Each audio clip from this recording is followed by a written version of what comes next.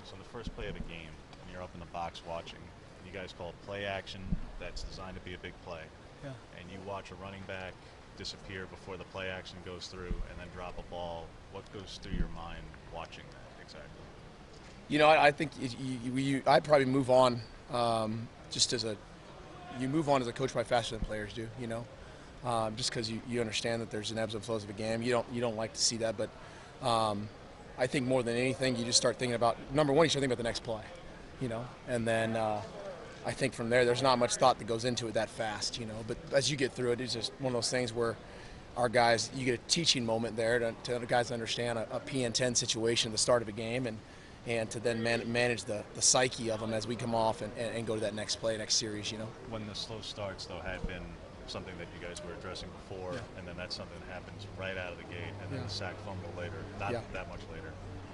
Surely in film review or whatnot, you had to be going, these are missed opportunities that when you were trying to address something, Yeah. these are missed opportunities. Yeah, I think that's our job. Those are teaching moments, and I think going back and we address those things, we make sure that our guys understand when we talk about starting fast that how can we avoid them, what can we do different, how can we prepare them better to be ready for certain things right off the bat, and get them locked into those things because you can prepare all you want and tell them all you want, and then when it happens, they got to react, and so we try to make sure that those moments and those teaching videos and those things are available, and that's a perfect example, and I think that getting off to a good start is important for anybody. I think all the teams want to do that, and when we've done that, we've done a nice job, and so getting through that, I think, is part of the psyche that we're working through. Is Travis Dye one of the most mature true freshmen you've had that been able to coach?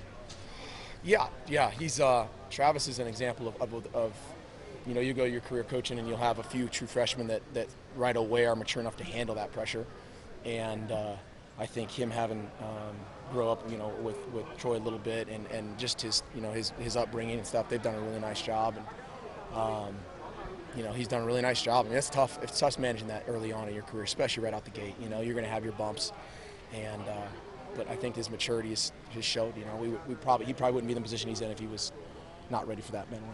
With injuries at running back this Saturday, plan on leaning on him a little bit more?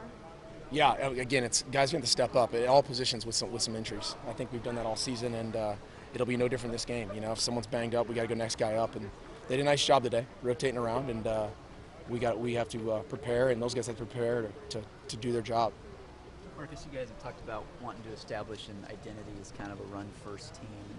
You look at the first down plays, especially early on against Utah, there wasn't a lot there.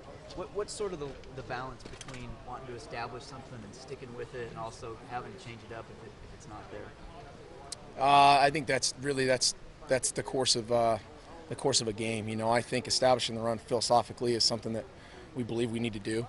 And I think we've shown that over games over the course of the season that we'd stick with it, and that's part of it. If the game calls for us changing up philosophically over the course of it, I think that's part of it. You manage that, but I don't think you can't run away from it, and you got to work through it. And you can't just put something out to bay and say you're done with it. You just got to kind of lean on it and continue to do it. And I think the second half we kind of continued to run the ball, ran the ball a little bit better. Helped Tim and Jake come back in the second half at center with us, and I think that was a really good deal.